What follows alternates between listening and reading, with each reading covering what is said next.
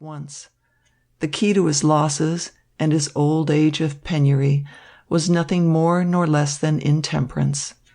He did not get drunk out and out, but he was never perfectly sober. Covert now employed him at a salary of $4 a week. Nathaniel, before mentioned, was a small boy with a boundless ambition, the uttermost end and aim of which was that he might one day drive a fast horse of his own on Third Avenue. In the meantime he smoked cheap cigars, cultivated with tenderness upon his temples his bright brown hair, in that form denominated soap lock, and swept out the office and ran the errands, occasionally stopping to settle a dispute by tongue or fist. For Nathaniel was brave and had a constitutional tendency to thrust his own opinions upon other people, by force if necessary.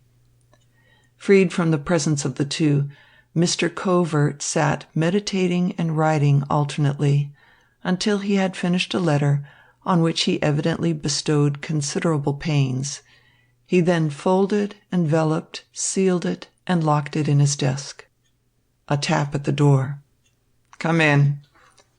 Two persons enter. One is a hearty, middle-aged man of what is called the working classes. The other is your humble servant, who takes all these pains in narrating his adventures for your entertainment.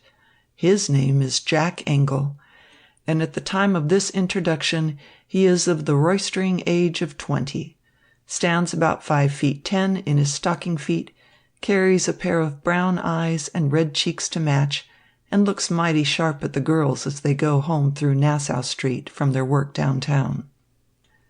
"Mr. Covert, I suppose," said my companion.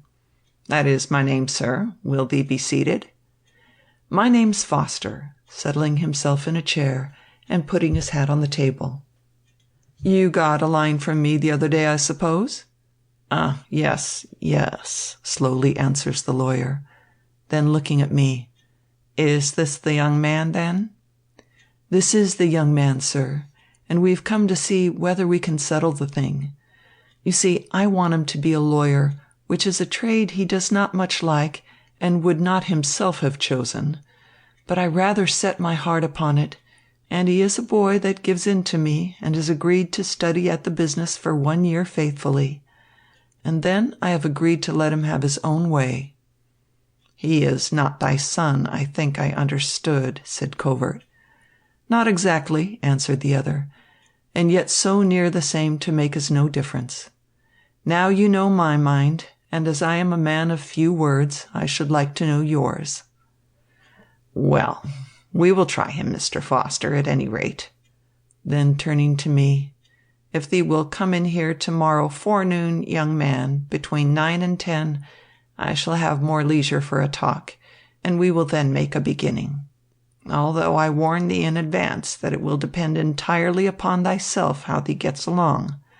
My own part will be nothing more than to point out the best road." Which endeth the first chapter. Chapter 2.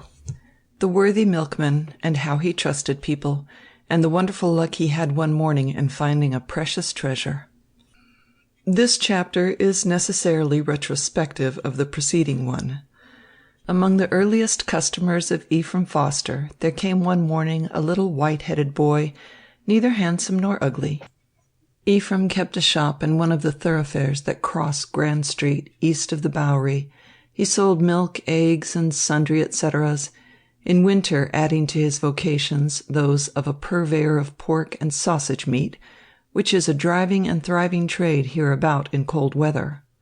Fair America rivals ancient Greece in its love of pork.